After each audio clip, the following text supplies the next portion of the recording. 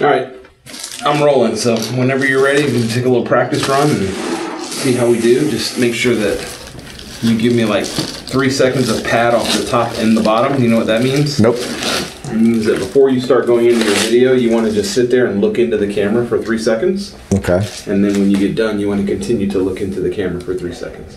So where are you going to sit? Right there? Yes. Try not to spin back and forth too much. Okay. And...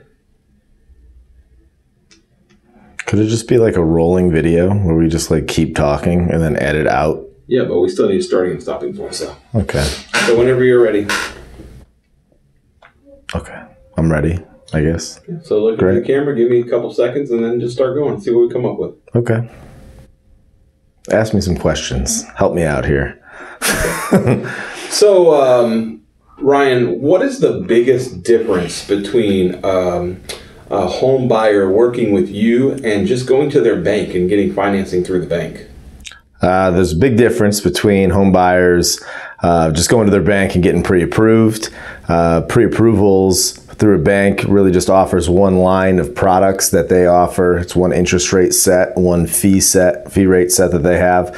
I happen to be an independent mortgage broker, which I have the option of going through a lot of different lenders, finding a whole bunch of different fees, rates, and really the best scenario for the buyer. That's something that would take a buyer a lot of time to do if they wanted to do that on their own, going from bank to bank, getting quote after quote after quote, potentially up to a week. It's hours of time that they would be contributing to that. So I'm more of a personal shopper that would be able to help them, and it's really a lot more convenient going with me.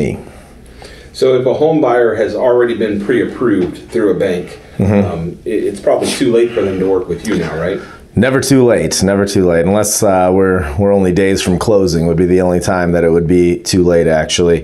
They have all the way up into really about a week until closing to be able to move everything over to me, or at least take a look for a second opinion, to be able to still close on time, because our turnaround times are very, very fast. So we would be able to really take a second look all the way up until a week before closing.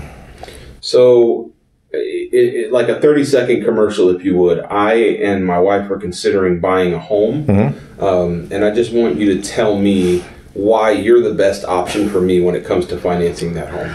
Yes, the reason that I'm the best option is because you want to make sure that you're shopping to make sure that you have the best deal that's out there. And everybody's situation is different as far as credit score goes, down payments with their assets, and you really want to go to multiple lenders to figure this out. And the most efficient way to do that is through me, because I will really take the time to figure out the best scenario for you, ask you all the questions and what you want to be doing, because again, it's really about each individual buyer. So that's really where independent mortgage broker like myself will really be able to help you get the best deal and make sure that you're buying the right house in the right loan. So, Ryan, what if I'm self-employed? That usually presents challenges. Like if I'm self-employed, I probably am not going to be able to get approved for a mortgage, right? No, that's not true. That's not true. Self-employed borrowers have their challenges. A lot of self-employed borrowers definitely know that they do have some challenges because they know how creative they can be with their taxes and their accountants and everything like that. So really, self-employed borrowers need to sit down with a mortgage advisor and really take a look at what their tax returns say to see what type of programs we can offer them.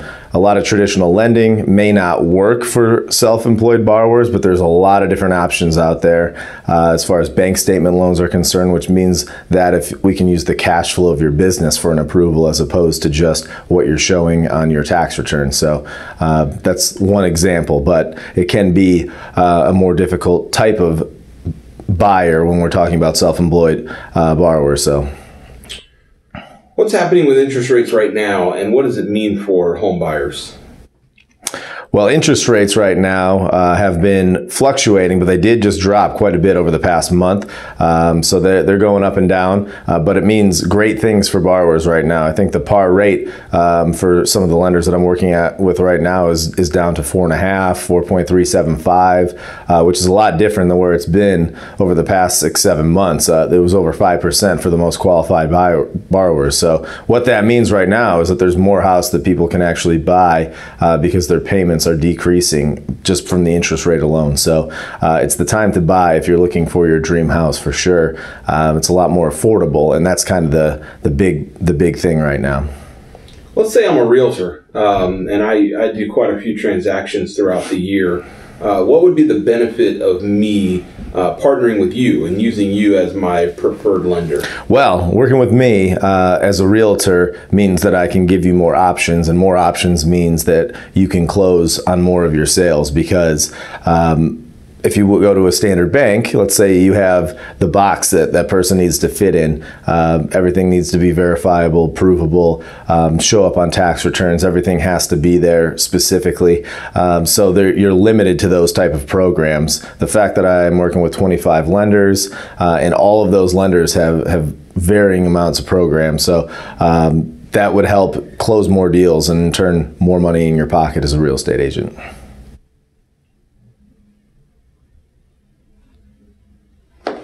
1, 2, 3.